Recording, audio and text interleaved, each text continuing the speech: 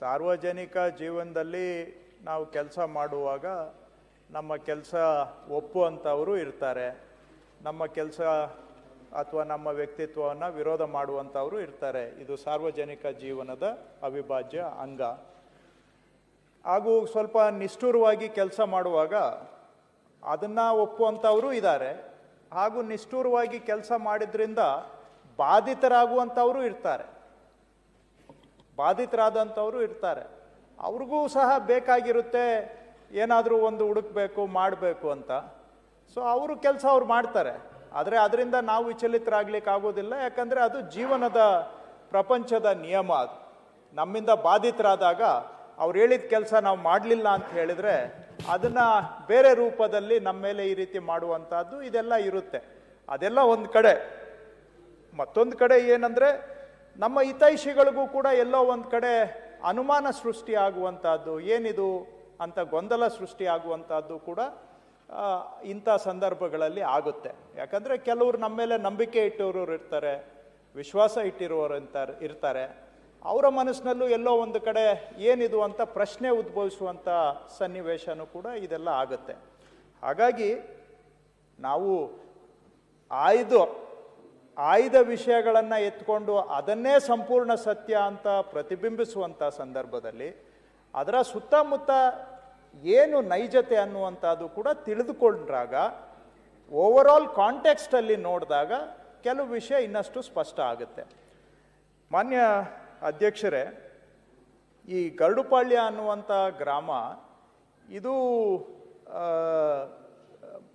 ಮೈಸೂರು ಮಹಾರಾಜರ ಮನೆತನಕ್ಕೆ ಸೇರಿದಂತಹ ಗ್ರಾಮ. ಇದು 1923ನೇ ಇಸ್ವಿಯಲ್ಲಿ ಮಹಾರಾಜರು ಪಡ್ಕೊಂಡಂತ, ಅವರು ಬಹುಶಃ ಖರೀದಿ ಮಾಡಿ ತಗೊಂಡ್ರು ಅಂತ ಕಾಣುತ್ತೆ. ಅಲ್ಲಿ ಒಂದು ಅಗ್ರಿಕಲ್ಚರಲ್ ಟ್ರೈನಿಂಗ್ ಇನ್ಸ್ಟಿಟ್ಯೂಟ್ ನಡೆಸ್ತಾ ಇದ್ರು ಆ ಕಾಲದಲ್ಲಿ, 1923ರ ನಂತರ.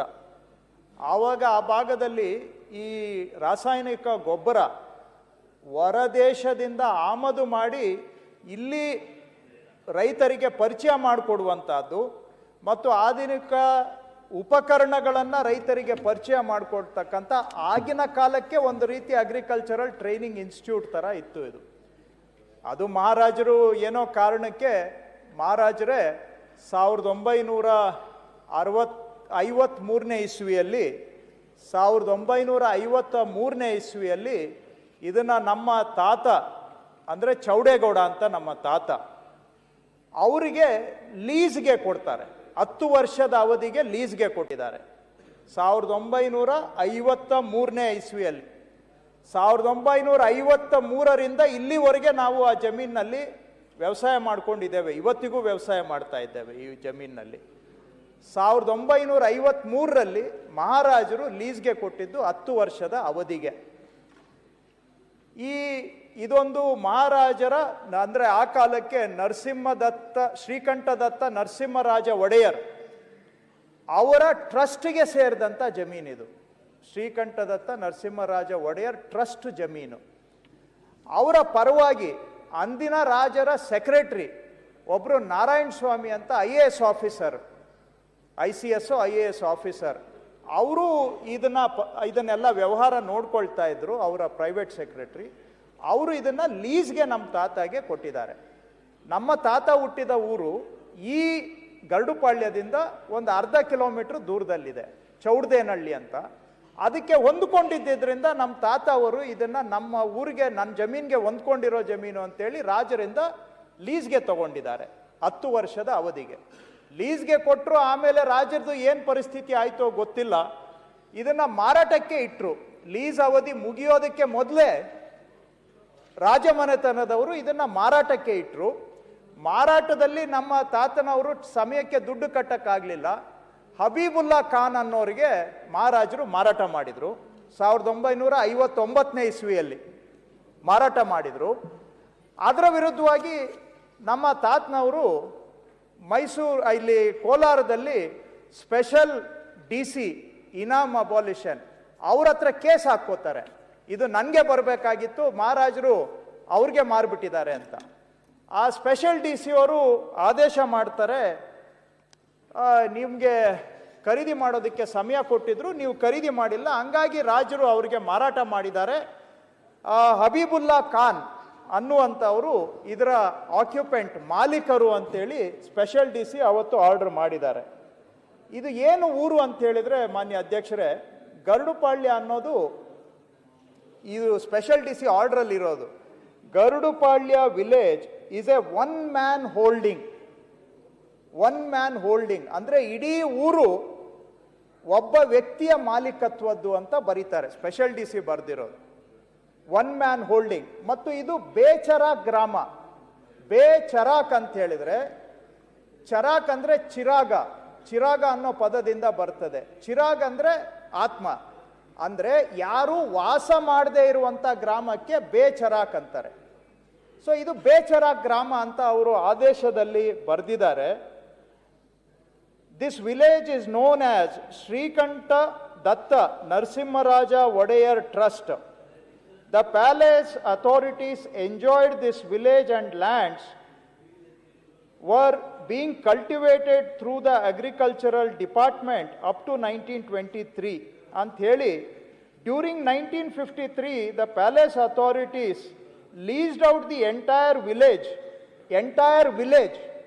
to one Patel Chaudegowda for a period of 10 years ಅಂತ ಹೇಳ್ತಾರೆ. ಅದಾದ್ಮೇಲೆ ಹಬೀಬುಲ್ಲಾ ಖಾನ್ ಅವ್ರಿಗೆ ಸೇಲ್ ಡೀಡ್ ನಂಬರ್ 4016/5859 ಪ್ರಕಾರ 17/1/1959 for a sum of 47,601 rupees ಇದು ಮಾರಾಟ ಆಗಿದೆ. ಆ ಕಾಲದಲ್ಲಿ ಮಾರಾಟ ಆಗಿರೋದನ್ನ ಕೊನೆಗೆ I hereby register Shri CM Habibulla Khan as an occupant of the entire village ಅಂತ ಕರೀತಾರೆ. ಆಮೇಲೆ ಹಬೀಬುಲ್ಲಾ ಖಾನ್ ಅವರು ಪರವಾಗಿ ಕೋಲಾರ ಸ್ಪೆಷಲ್ ಡಿ ಸಿ ಅಲ್ಲಿ ಆರ್ಡರ್ ಆಗುತ್ತೆ. ಇದನ್ನ ಚಾಲೆಂಜ್ ಮಾಡಿ ಚೌಡೇಗೌಡರು ಮೈಸೂರು ಅಪಿಲೇಟ್ ಟ್ರಿಬ್ಯುನಲ್ ಅಲ್ಲಿ ಕೇಸ್ ಹಾಕ್ತಾರೆ. ಇದನ್ನ ಚಾಲೆಂಜ್ ಮಾಡಿ ಮೈಸೂರು ಅಪಿಲೇಟ್ ಟ್ರಿಬ್ಯುನಲ್ ಅಲ್ಲಿ ಕೇಸ್ ಹಾಕಿ, ಅಲ್ಲಿ ಆ ಮೈಸೂರು ಅಪಿಲೇಟ್ ಟ್ರಿಬ್ಯುನಲ್ ಅಲ್ಲಿ agreed with this order, Sri Chaudegowda preferred appeal before Mysore Revenue Tribunal in appeal number 915/62IA on 7/1/1963. Both Chaudegowda and CH Habibullah Khan filed a compromise petition before the Mysore Revenue Appellate Tribunal, and accordingly the Mysore Revenue Appellate Tribunal passed orders on 7/1/1965 dismissing the appeal on terms of compromise. ಅಂದ್ರೆ ಚೌಡೇಗೌಡರು ಹಬೀಬುಲ್ಲಾ ಖಾನ್ ಅವರು compromise ಆಗಿ ಅಲ್ಲಿಂದ ಇದು ಚೌಡೇಗೌಡರಿಗೆ ಬರುತ್ತೆ.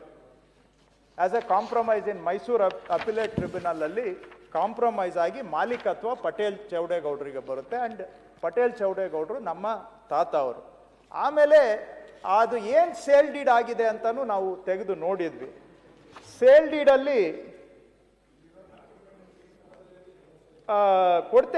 ಕೊಡ್ತೇವೆ, ಎಲ್ಲ document ಕೊಡ್ತೇನೆ. ಈ ಸದನದಲ್ಲಿ ಓದಿದ ಮೇಲೆ ಟೇಬಲ್ಲು ಮಾಡ್ತೇನೆ.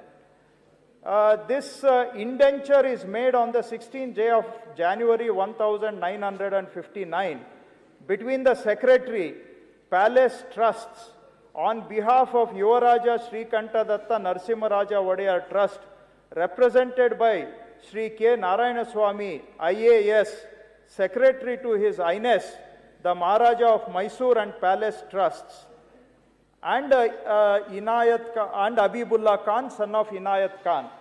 ಈ ಸೇಲ್ ಡೀಡಲ್ಲಿ ನಾವು ನೋಡಿದಾಗ ಅವರು ಸ್ಪಷ್ಟವಾಗಿ ಬರೀತಾರೆ, all the piece and parcel of 133 acres 13 guntas of dry, 18 acres 35 guntas of wet, 21 acres 21 guntas of garden, 82 acres and 20 guntas of uncultivated land, respectively measuring in all 256 acres 9 guntas of entire Garudupalya village, including the village site with all buildings thereon, ಅವುಗಳು ಕ್ರಯ ಆಗಿರುವಂತಹದ್ದು. ಇದು sale ಡೀಡ್ನ copy. ಅರ್ಥ ಏನು ಅಂದ್ರೆ, ಈ ಊರ್ನ ಸಂಪೂರ್ಣ ಎಲ್ಲ survey number 256 ಎಕರೆನೂ ಕೂಡ ಮಹಾರಾಜರು ಸೇಲ್ ಮಾಡಿರುವಂತಹದ್ದು. ಅದರಲ್ಲಿ ಏನೇನು ಅಂತ ಬರೀತಾರೆ, 133 ಎಕರೆ ಡ್ರೈಲ್ಯಾಂಡು, 18 ಎಕರೆ ವೆಟ್ಲ್ಯಾಂಡು, 21 ಎಕರೆ garden land, 82 acres 20 guntas of uncultivated land. Uncultivated land ಅಂತ ಹೇಳಿದ್ರೆ ಅದರಲ್ಲಿ 2 ಕೆರೆ ಸೇರ್ಕೊಳ್ತದೆ, ವಿಲೇಜು ಊರು ಅನ್ನುವಂಥದ್ದು ಸೇರ್ಕೊಳ್ತದೆ, ಕಲ್ಲು ಗುಟ್ಟ ಇದೆ ಅದು ಸೇರ್ಕೊಳ್ತದೆ, ಅದನ್ನು ಅನ್ಕಲ್ಟಿವೇಟೆಡ್ ಲ್ಯಾಂಡ್. ಅದು ಅವೆಲ್ಲ ಸೇರಿ ಕ್ರಯ ಆಗಿರುವಂತಹದ್ದು sale deed. All the lands amounting to 256 acres ಮಹಾರಾಜರು ಇದು ಮಾರಾಟ ಮಾಡಿರುವಂತಹದ್ದು. ಅಲ್ಲಿಂದ ನಮಗೆ ಬಂದಿದೆ ಮಾನ್ಯ ಅಧ್ಯಕ್ಷರೇ. ಮೈಸೂರು ಮಹಾರಾಜರು ಮಾರಿರುವಂತಹ ಜಮೀನು ಇದು. ಅಲ್ಲಿ ಸೇಲ್ ಡೀಡಲ್ಲಿ ಕ್ಲಿಯರ್ ಆಗಿದೆ, all lands, dry land, wetland, garden land plus uncultivated land, ಇಷ್ಟೂ ಸೇರಿ ನಮಗೆ ಕ್ರಯ ಆಗಿರ್ತಕ್ಕಂಥದ್ದು ಅನ್ನೋದನ್ನ ನಾನು ತಮ್ಮ ಗಮನಕ್ಕೆ ತರ್ತಾ ಇದ್ದೇನೆ. ಈಗ ಆರೋಪ ಮಾಡಿದ್ದಾರೆ ಇದು ಏನು ಕೆರೆ ಜಾಗ ಒತ್ತುವರಿ ಮಾಡಿದ್ದಾರೆ ಅಂತ. ಮಾನ್ಯ ಅಧ್ಯಕ್ಷರೇ, ಈ ನಮ್ಮ ಊರಿನಲ್ಲಿ ಈ 256 ಎಕರೆಯಲ್ಲಿ 2 ಕೆರೆಗಳು ಇದ್ದಾವೆ. 2 ಕೆರೆ ಇದೆ. ಗ್ರಾಮ ನಕಾಶೆ ನೋಡಿದ್ರೂ ಕೂಡ 2 ಕೆರೆ ಇದೆ. ಒಂದು ದೊಡ್ಡ ಕೆರೆ ಇದೆ, ಒಂದು ಚಿಕ್ಕ ಕೆರೆ ಇದೆ. ಇದೊಂದು 20-25 ಎಕರೆ ಇರಬೇಕು, ಇದೊಂದು 12 ಎಕರೆ ಇರಬೇಕು. ನೀವು ಈಗಲೂ ಕೂಡ ಗೂಗಲ್ ಮ್ಯಾಪ್ ತೆಗೆದು ನೋಡ್ಬೋದು, 2 ಕೆರೆ ಅಸ್ತಿತ್ವದಲ್ಲಿದ್ದಾವೆ. 2 ಕೆರೆ ಅಸ್ತಿತ್ವದಲ್ಲಿದ್ದಾವೆ. ಯಾರು ಬೇಕಾದರೂ ಮೆಷರ್ ಮಾಡ್ಬೋದು, ಈ ಕೆರೆಯಲ್ಲಿ 1 ಇಂಚು ಏನಾದರೂ ಒತ್ತುವರಿ ಮಾಡಿದ್ದೇವೋ ಆಗಿದೆಯಾ ಅಂತ ಯಾರು ಬೇಕಾದರೂ ಮೆಷರ್ ಮಾಡ್ಬೋದು. ಕಾಲುವೆಗಳಿದ್ದಾವೆ, ಕಾಲುವೆಗಳು ಒತ್ತುವರಿ ಆಗಿದೆಯಾ ಅಂತ ಯಾರು ಬೇಕಾದರೂ ಬಂದು ಮೆಷರ್ ಮಾಡ್ಬೋದು. ನಾನು ಇನ್ಫ್ಯಾಕ್ಟ್ ಇನ್ವೈಟ್ ಮಾಡ್ತೇನೆ, ಮಾನ್ಯ ಸಭಾಧ್ಯಕ್ಷರು ದೊಡ್ಡ ಮನಸ್ಸು ಮಾಡಿ ಅಪೋಸಿಷನ್ ಪಾರ್ಟಿಯವ್ರದ್ದು ಒಂದು ಟೀಮು ಮೀಡಿಯಾದವ್ರ ಜೊತೆಗೆ ಅಲ್ಲಿ ವಿಸಿಟ್ ಮಾಡಿಸ್ಲಿಕ್ಕೆ ತಾವು ಅರೇಂಜ್ ಮಾಡಿದರೆ ನಾನು ಸ್ಥಳೀಯ ಕಂದಾಯ ಅಧಿಕಾರಿಗಳಿಗೆ ಹೇಳಿ ಅವ್ರನ್ನ ಜೊತೆಗೆ ಹೋಗಿ ಪ್ರತಿಯೊಂದು ಇಂಚು ಕೂಡ ದಾಖಲೆಗಳನ್ನು ತೆಗೆಸಿ ಇನ್ಸ್ಪೆಕ್ಷನ್ ಮಾಡೋದಕ್ಕೆ ನಾನು ಸ್ವಾಗತ ಮಾಡ್ತೇನೆ. I have no hesitancy. ಬಂದು ಯಾರು ಬೇಕೋ ತಾವು ಬಂದು ಇನ್ಸ್ಪೆಕ್ಷನ್ ಮಾಡಿ. ಕೆರೆಯಲ್ಲಿ ಏನಾದರೂ 1 ಇಂಚು ಯಾವುದಾದ್ರೂ ಕಮ್ಮಿ ಆಗಿದೆಯಾ ಜಾಸ್ತಿ ಆಗಿದೆಯಾ ಅನ್ನುವಂಥದ್ದನ್ನು ಮಾಧ್ಯಮದವರು ಕೂಡ ಬಂದು ನೋಡಲಿ, ಯಾಕಂದರೆ ಅವ್ರಿಗೂ ಇದ್ರ ಬಗ್ಗೆ ಭಾಳ ಆಸಕ್ತಿ ಇದೆ.